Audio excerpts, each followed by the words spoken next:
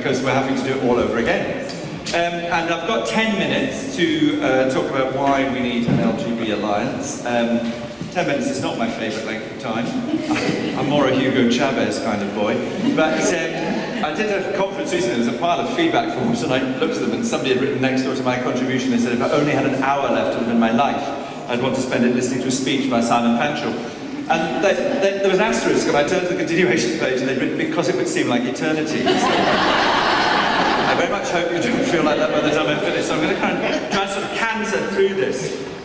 Look, we built Stonewall as an authoritative and united and trusted voice. That was the thing that we did, which was bigger than anything else. And what's happened is that Stonewall's betrayed that trust and split the movement. And it turns out that if you take lead of an organisation, achieve nothing in either significant in either policy or in legislature, and then you split the movement, you get a seat in the House of Lords. So what we need to do, what we need to do really is reunite the movement around a common purpose that is supported by the public. So the question is, how did we do that originally when Stonewall started? The first thing I think we did was we did something that was about principle. So what we did was we didn't just build something which was about us. We built something which was a platform from which lesbians and gays could make a contribution to a society that everybody wanted to live in.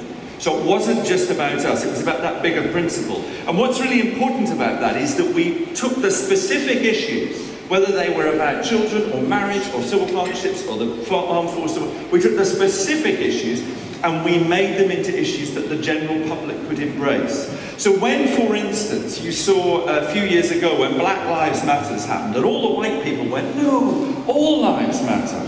You can't make sense of all lives matter until you understand the specific issues for black people. You and I who are white, my husband is black, and we have these endless conversations about this.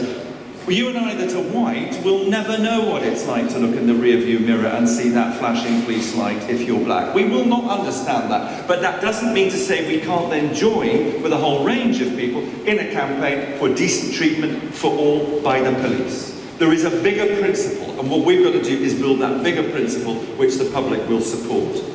The second thing is that we were pragmatic. So if you think of civil partnerships as an example, what we did, we didn't start from affirmation, we want to be loved. We started from outcomes. So we said, what do we want to achieve? What we want to achieve are the rights and responsibilities that flow from the legal recognition of our same-sex relationships. That's what we want. Now the church thinks it owns marriage. It doesn't, the state does, but it thinks it does. So instead of having an argument with the church, which we thought at that point we would lose, we invented something which would deliver the rights and responsibilities that those lesbians and gays wanted, and we didn't have to have an argument with the church. So in other words, people's lives were improved by being pragmatic and being principled. Again, that was the way we built it.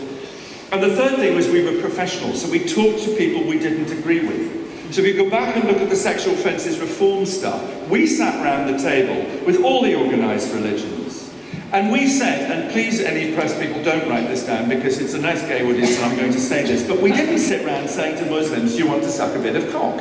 We didn't say that. We didn't say, do you approve of gays? Do you approve of homosexuality? We didn't ask them that question. The question we asked them was, you are a group of people who understand what it is like to be disadvantaged in the law as a group of people. You understand that, don't you? And what we want to do is reform the law so that everybody is treated equally under the law. That Sexual Offences Reform Commission voted unanimously to reform the laws that were discriminatory against gay men. We were professional, we talked to people we didn't agree with and we found common agreement with them. So what's the task now? I think the task is to firstly rediscover the lesbian, gay, bisexual voice. The alphabet soup I find absolutely intolerable because it's so inaccurate. I also find it intolerable because they have turned one of the great passions of my life, which is lesbian and gay liberation, into a slightly secure password on the internet. But it means nothing. LGBTQIA+, it doesn't actually mean anything. What you need is definitions with language, because that's how we describe the world. So we have to rediscover that lesbian voice, not because we don't want other people to discover their voices, precisely because we do.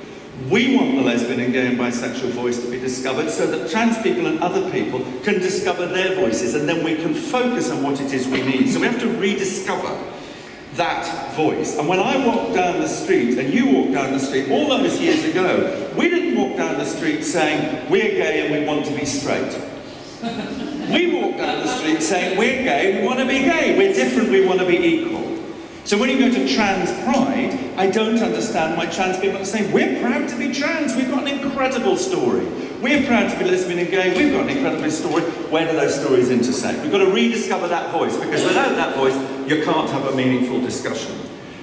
So there needs to be outcomes. There need to be outcomes from the voice. The second thing, I think we do need to reassert the importance of language.